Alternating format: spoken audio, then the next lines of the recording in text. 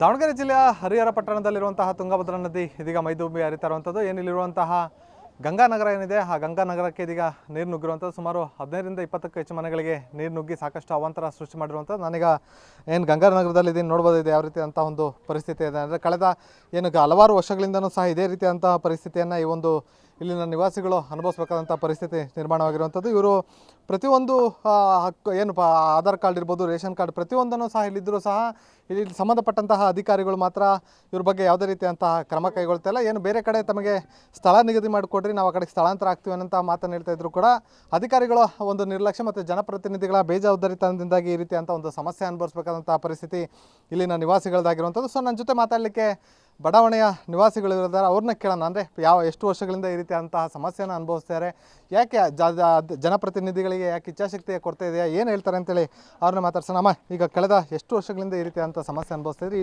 ಏನಾಗಿರುವಂಥದ್ದು ವಾಸ್ತವ ಅಂತೇಳಿ? ಸರ್, ನಾವಿಲ್ಲಿ ಇರಾಕತ್ತಿ ನಮಗೇನೆ ಈಗ 40 ವರ್ಷ ಸರ್. ನಮ್ಮ ತಂದೆ ತಾಯಿ ಎಲ್ಲ ಇದ್ರು, ನಾವು ಸಣ್ಣವರಿದ್ದೀವಿ, ಆವಾಗಲಿಂದ ಇಲ್ಲೇ ವಾಸ ಮಾಡ್ತಾಯಿದ್ದೀವಿ. ನಮ್ಮ ಮಕ್ಕಳಿಗೆ ಈಗ 30 ವರ್ಷ ಆಗಿತ್ತೆ.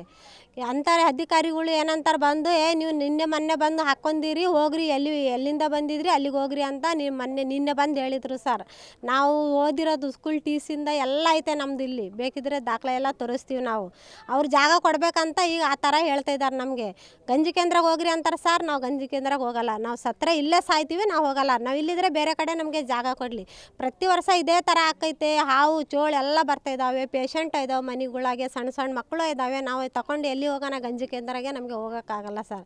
ಬೇರೆ ಕಡೆ ವಾಸ ಮಾಡ್ತೀವಿ. ಇಷ್ಟು ಜಾಗ ಅವ್ರದ್ದು ಬಿಲ್ಡಿಂಗ್ ಬೇಡ, ನಮಗೆ ಸ್ವಲ್ಪ ಜಾಗ ಕೊಟ್ಟರೆ ಸಾಕು, ನಾವು ಇದೇ ಗುಡಿಸ್ಲು ತಗೊಂಡೋಗಿ ಅಲ್ಲೇ ಕಟ್ಕೊಂಡಿರ್ತೀವಿ. ನಾವು ಅದೇ ಹೇಳೋದು ಸರ್ ಅವ್ರಿಗೆ. ಈಗ ಎಷ್ಟು ವರ್ಷದಿಂದ ಇದೇ ರೀತಿ ಆಗ್ತದಮ್ಮ? ನೀವು ಚುನಾವಣೆಗಳಲ್ಲೆಲ್ಲ ಓಟ್ ಹಾಕ್ತೀರಿ, ಎಲ್ಲದನ್ನೂ ಸಹ ಮಾಡ್ತೀರಿ, ಯಾಕೆ ನಿಮ್ಮ ಬಗ್ಗೆ ಯಾಕೆ ಅಷ್ಟೊಂದು ಕಾಳಜಿ ಇಲ್ವಾ ಏನು ಅಂತೇಳಿ?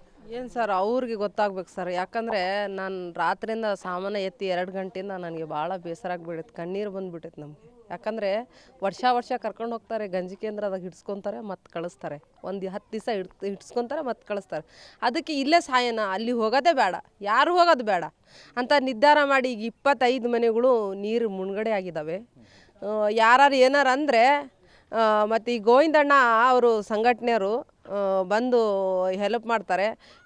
ಗೋವಿಂದ ಕುಡ್ಕೊಂಬಂದು ಇಲ್ಲಿ ಸಂಘಟನೆ ಮಾಡ್ತಾನೆ, ಬರೋರಿಗೋಸ್ಕರ ದನಿ ಎತ್ತದೇ ತಪ್ಪ. ನಾವು ಓಟು ಗೋವಿಂದಗೆ ಹಾಕಿದ್ದೀವೋ ಇಲ್ಲ ಅವ್ರಿಗೆ ಹಾಕಿದ್ದು ನಮ್ಗೆ ಗೊತ್ತಿಲ್ಲ. ಅದು ನಾವು ಅವ್ರು ನಮಗೆ ಸ್ಪಂದಿಸ್ತೀವಂತ ನಾವು ಓಟ್ ಹಾಕಿರ್ತೀವಿ, ನಮಗೆ ಸ್ಪಂದಿಸಲ್ಲ ಅವರು. ನಮ್ಮ ಭಾವನೆ ಬರ್ತಾರೆ, ನೋಡ್ತಾರೆ, ಹೋಗ್ತಾರೆ. ವರ್ಷ ಇದು 1 ವರ್ಷ ಬೇಕೇನು ಸರ್? ಈಗ 20 ವರ್ಷದಿಂದ ಇದು ಕಷ್ಟ ಅನುಭವಿಸ್ತಾ ಇದ್ದೀವಲ್ಲ, ನಮ್ಮ ಕಣ್ಣೀರು ಯಾರು ಕೇಳ್ತಾರೆ? ಹೇಳಿದರೆ ಸಿಟ್ಟು ಮಾಡ್ಕೊತಾರೆ, ಯಾರು ಬರಲ್ಲ. ಯಾಕಂದರೆ ಇಲ್ಲಿ ಬಂದರೆ ಬೈದ್ಬಿಡ್ತೀವಲ್ಲ. ಈಗ ನಮ್ಮ ಕಷ್ಟ, ನಾವು 2 ಗಂಟೆಯಿಂದ ಸಾಮಾನು ಎತ್ತಕತ್ತೀನಿ ಸರ್. ನಮ್ಮ ಮನೆಗೆ ಗಂಡು ಮಕ್ಕಳಿಲ್ಲ, ನಾನು ಒಬ್ಬಳೇ ಇರೋದು. ಆಡಿದಾವೆ, ಆಡಿ ಮೇಸಿಗೆ ಹೋಗಿ ಮತ್ತು ಸಾಮಾನು ಎತ್ತಿ ರಾತ್ರಿ ಎಲ್ಲ ನೀರು ಬಂದುಬಿಡ್ತು ಒಳಗಡೆ. ಸಾಮಾನು ಎತ್ತಿ ನಾವು ನೆಟ್ಟಿಗೆ ಊಟ ಮಾಡಿರಲ್ಲ. ಯಾಕೆ ಅಲ್ಲಿ ಹೋಗ್ತಾ ಇಲ್ಲ ಅಂದರೆ ನಮಗೆ ಬೇಜಾರಾಗ್ಬಿಟ್ಟೈತಿ. ಇಲ್ಲೇ ಸತ್ತರೆ ಸಾಯನ, ಇಲ್ಲಿದ್ರೆ ಎಲ್ಲೋ ಜಾಗ ಐತಂತೆ, ಎಲಿಫ್ಯಾಡ್ನಾಗೆ ಜಾಗ ಇದೆ ಅಂತ ಹೋದ ವರ್ಷ DC ಸಾಹೇಬ್ರು ಏನೋ 1 ತಿಂಗಳದೊಳಗೆ ಇವ್ರಿಗೆ ಮನೆ ಮಾಡ್ಕೊಂಡು ಎಲ್ಲರ ಇರೋಕ್ಕೆ ಜಾಗ ಮಾಡಿರಿ. DC ಏನಂದ್ರು 2-3 ತಿಂಗಳದೊಳಗೆ ಇವ್ರಿಗೆ ಜಾಗ ತೋರಿಸಿ ಮನೆ ಮಾಡಿಕೊಡ್ರಿ ಅಂದು. ಈಗ 3 ವರ್ಷ ಆಯ್ತು. 3 ವರ್ಷ ಬೇಕಾಗುತ್ತಾ ನಮಗೆ ಇಷ್ಟು ಜನಕ್ಕೆ ಮನೆ ಕೊಡೋಕ್ಕೆ? ಜಾಗ ಐತಂತ ಹೇಳ್ತಾರೆ, ಎಲಿಫ್ಯಾಡಲ್ಲಿ ಜಾಗ ಐತಿ ಅಂತ ಹೇಳ್ತಾರೆ, ಗುತ್ತೂರು ಎಲಿಫ್ಯಾಡಲ್ಲಿ ಜಾಗ ಐತಂತಾರೆ. ಈ 3 ವರ್ಷದಿಂದ ನಮ್ಗೆ ಇದೇ ತೊಂದರೆ. ನಾವು ಜಾಗ ಕೊಡೋಕೆ ಇಷ್ಟು ಕಷ್ಟ ಆಗ್ತಾಯಿದ್ದ ಅಧಿಕಾರಿಗಳಿಗೆ. ನಾವು ಓಟ್ ಹಾಕೋ ಸಮಯಕ್ಕೆ ಅವ್ರಿಗೆ ನಾವು ಬೇಕಾಗುತ್ತೆ. ಅವ್ರಿಗೆ ಈ ಟೈಮಿಗೆ ಅವ್ರಿಗೆ ನಾವು ಬೇಕಲ್ಲ. ನಮಗೇನು ಆ ಬಿಲ್ಡಿಂಗ್ ಕಟ್ಕೊಡ್ರಿ, ಊಟ ಏನು ಕೇಳ್ತಾ ಇಲ್ಲ. ನಾವು ದುಡಿತೀವಿ, ದಿವಸ ನಾವು ಕೂಲಿ ಮಾಡ್ತೀವಿ, ಹೊಟ್ಟಿಗೆ ನಾವು ನಡ್ಕೊಂಡು ನಮ್ಮ ಕೈ ಸೈಟ್ ಕೊಂಡೋಕ್ಕಾಗಲ್ರಿ. 1-2 ಲಕ್ಷ ಕೊಟ್ಟು ಎಲ್ಲರೂ ಸಾಲ ಸಂಘ ಮಾಡಿ ಸೈಟ್ ಕೊಂಡ್ಕೊಂಡು ಜೀವನ ಮಾಡೋದನ್ನ ಅಂಥವು ಯಾವ ಇದಾವೆ? 20 ಲಕ್ಷ 10 ಲಕ್ಷ ಹೇಳ್ತಾರೆ. ಎಲ್ಲ ಇದ್ದಂಥವ್ರು ಕೊಂಡ್ಕೊಂಡು ಜೀವನ ಮಾಡೋರು. ನಾವು ಬಡವ್ರು ಎಲ್ಲಿ ಕೊಂಡ್ಕೊಳಕ್ಕಾಗತ್ತೆ ಸರ್? ಸೊ ಈ ಬಗ್ಗೆ ಹಲವಾರು ವರ್ಷಗಳಿಂದ ಸಹ ಸಂಘಟನೆಗಳು ಹೋರಾಟ ಮಾಡ್ಕೊಂಡು ಬರ್ತಾ ಇದ್ದಾರೆ. ನಮ್ಮ ಜೊತೆ ಸಂಘಟನೆಯವರು ಇದ್ದಾರೆ, ಅವ್ರನ್ನ ಮಾತಾಡ್ಸೋಣ. ಅಧಿಕಾರಿಗಳು ಏನು ಹೇಳಿದರು ಅಂತೇಳಿ ಅವ್ರನ್ನ ಮಾತಾಡ್ಸೋಣ. ಸರ್, ಈಗ ಸಾಕಷ್ಟು ವರ್ಷಗಳಿಂದ ಹೋರಾಟ ಮಾಡ್ಕೊಂಡು ಬರ್ತಾ ಇರುವಂಥದ್ದು, ಅಧಿಕಾರಿಗಳು ಏನು ಹೇಳ್ತಾರೆ, ಏನು ನಿಮ್ಮ ಸಂಘಟನೆಯಿಂದ ಏನು ಬೇಡಿಕೆ ಇಟ್ಟಿದ್ದೀರಿ? ಸರ್, ನಾವು ಇವಾಗ 3 ವರ್ಷದಿಂದನೂ ಹೋರಾಟ ಮಾಡ್ತಾ ಬರ್ತಾಯಿದ್ದೇವೆ ಸರ್. ಪ್ರತಿ ವರ್ಷ ನೀರು ನುಗ್ಗುತ್ತೆ, ಮನೆಗಳಲ್ಲಿ ನೀರು ನುಗ್ಗಿದಾಗ ಅವ್ರ ಸಣ್ಣ ಮಕ್ಕಳು ಗೋಳಾಟ ನಮಗೆ ನೋಡೋಕ್ಕಾಗ್ತಿಲ್ಲ ಸರ್. ನಾವು ಇದ್ರ ಬಗ್ಗೆ ಧ್ವನಿ ಎತ್ತಿ ಸಂಬಂಧಪಟ್ಟಂಥ ಅಧಿಕಾರಿಗಳಿಗೆ ಮತ್ತು ಸಂಬಂಧಪಟ್ಟ ಶಾಸಕರುಗಳಿಗೆ ಮನವಿ ಕೊಟ್ಟರೆ ಏನಂತಾರೆ, ಆಯಿತು ಅದಕ್ಕೆ ನಾವು ಯಾವುದು ಸ್ಲಮ್ ಬೋರ್ಡ್ ಅಲ್ಲಿಗೆ ನಾವೆಲ್ಲ ಈಗ ಲೆಟ್ರ್ ಕೊಟ್ಟಿದ್ದೀವಿ, ಅದು ಬರಬೇಕು, ಕಾಲಾವಕಾಶ ಬೇಕು, ಸಡನ್ಲಿ ಯಾವುದೂ ಆಗೋಲ್ಲ ಅಂತ. ಆಯಿತು, ಸಡನ್ಲಿ ಯಾವುದೂ ಆಗೋಲ್ಲ, ನಮಗೆ ಗೊತ್ತಾಗುತ್ತೆ. ಸರ್ಕಾರದ ಕೆಲಸ ಗಡ ಆಗೋದಾಗಿದ್ದರೆ ಇವತ್ತು ಏನೇನೆಲ್ಲ ನಡೆದ್ಬಿಡೋದು. ಆಯಿತು ತಾತ್ಕಾಲಿಕವಾಗಿ ಗುಡಿಸ್ತಾಕೊಳ್ಳೋಕ್ಕೆ ವ್ಯವಸ್ಥೆ ಮಾಡಿಕೊಡಿ ಅಂದರೆ ಅದು ಕೂಡ ಯಾರು ಮುಂದೆ ಬರ್ತಾಯಿಲ್ಲ ಸರ್. ಯಾಕೆ ಮಾನವತೆ ಅನ್ನೋದು ಇರ್ಬೇಕು ಸರ್. ಯಾಕಂದರೆ ಇವತ್ತು ನೋಡಿ ಮನೆ ನುಗ್ಗಿ ನೀರೆಲ್ಲ ಒಂದು ಜನರು ಯಾವ ರೀತಿ ಜೀವನ ಮಾಡ್ತಾರೆ ಸರ್, ನಾವಾದ್ರೂ ಜೀವನ ಮಾಡ್ತೀವಿ, ಅವರಾದ್ರೂ ಜೀವನ ಮಾಡ್ತಾರೆ. ತಾತ್ಕಾಲಿಕ ಇವ್ರು ಗುಡಿಸ್ತಾಕೊಳ್ಳೋಕೆ ಅವಕಾಶ ಮಾಡಿಕೊಡ್ತಿರಲಿಲ್ಲ. ಇವರು ಇನ್ನೂ ಏನೈತೆ ಅಂತ ನಮ್ಗೆ ಒಂದೂ ಗೊತ್ತಾಗ್ತಿಲ್ಲ ಸರ್. ಈಗ ನಿಮ್ಮ ಸಂಘಟನೆಯಿಂದ ಏನಾದ್ರು ಎಚ್ಚರಿಕೆ ಕೊಡ್ತಾರೆ, ಏನು ಗಡುವು ಏನಾದ್ರು ಕೊಡ್ತಾರೆ, ಎಷ್ಟೊಂದು ದಿನದೊಳಗೆ ಏನಾದ್ರು ವ್ಯವಸ್ಥೆ ಮಾಡಿಕೊಡ್ಬೇಕು ಅಂತೇಳಿ? ಸರ್ ನಾವು ಮೊನ್ನೆ ಸೋಮವಾರ ನಗರಸಭೆ ಮುಂದೆ ಧರಣಿ ಕೂತ್ಕೊಂಡಿದ್ವಿ. ಧರಣಿ ಕೂತ್ಕೊಂಡಾಗ ಈ ಕಮಿಷನರ್ ಸಾಹೇಬ್ರನ್ನ ಹೊಸ್ತಾ ಬಂದಿದ್ದೀವಪ್ಪ, ನಮಗಿನ್ನೂ ಅದ್ರ ಬಗ್ಗೆ ಏನು ಅಷ್ಟು ಮಾಹಿತಿ ಇಲ್ಲ, ನಾನು ಸಂಬಂಧಪಟ್ಟಂಥ ನಮ್ಮ ಮೇಲಧಿಕಾರಿಗಳ ಹತ್ರ ಮಾತಾಡ್ತೀನಿ, ಇವರಿಗೆ ಒಂದು ಶಾಶ್ವತವಾದ ಪರಿಹಾರ ಕೊಡಿಸೋಣ ಅಂತ ಹೇಳಿದ್ರು.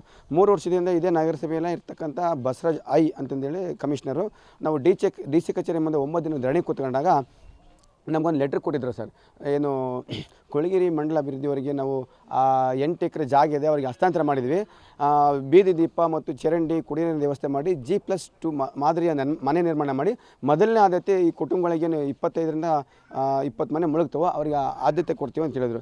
ಇದುವರೆಗೂ ಆ ಜಾಗದಲ್ಲಿ ಯಾವುದೇ ಒಂದು ಬೀದಿ ದೀಪನೂ ಇಲ್ಲ, ಚರಂಡಿನಿಲ್ಲ, ಕುಡಿಯೋ ನೀರಿನ ವ್ಯವಸ್ಥೆ ಇಲ್ಲ, G+2 ಮಾದರಿಯ ಮನೆಯೂ ಕೂಡ ನಿರ್ಮಾಣ ಮಾಡಿಲ್ಲ.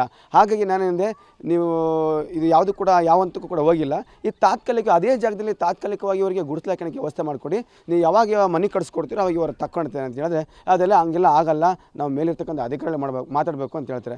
ಅದಕ್ಕೆ ಇಲ್ಲಿ ಕುಟುಂಬದವರು ಇಲ್ಲೇ ವಾಸ ಮಾಡಿದ್ರೆ ಅಂತಾರೆ, ನಾವು ಇಲ್ಲೇ ವಿಷಯ ಕೊಡಿಸ್ತಾ ಇದ್ವಿ, ಅಲ್ಲಿ ಹೋಗಲ್ಲ. ಇಲ್ಲ ಈಗ ನಮಗೆ ಗೊತ್ತು ಎಲಿಪೇಡಲ್ಲಿ ನಮಗೆ ಮನೆ ಕಟ್ಸ್ಕೊಡ್ತೀನಿ ಅಂತ ಹೇಳಿದ್ರಲ್ಲ, ಅಲ್ಲಿ ನಾವು ತಾತ್ಕಾಲಿಕವಾಗಿ ಗುಡಿಸ್ಲಾಕೆ ಅಂತೀವಿ, ಅದಕ್ಕೆ ಅವಕಾಶ ಮಾಡಿಕೊಡಿ ಅಂತ ಪಾಪ ಇವರು ಬೇಡಿಕೆ ಸರ್. ನಮ್ಮದು ಕೂಡ ಅದೇ ಬೇಡಿಕೆ ಸರ್.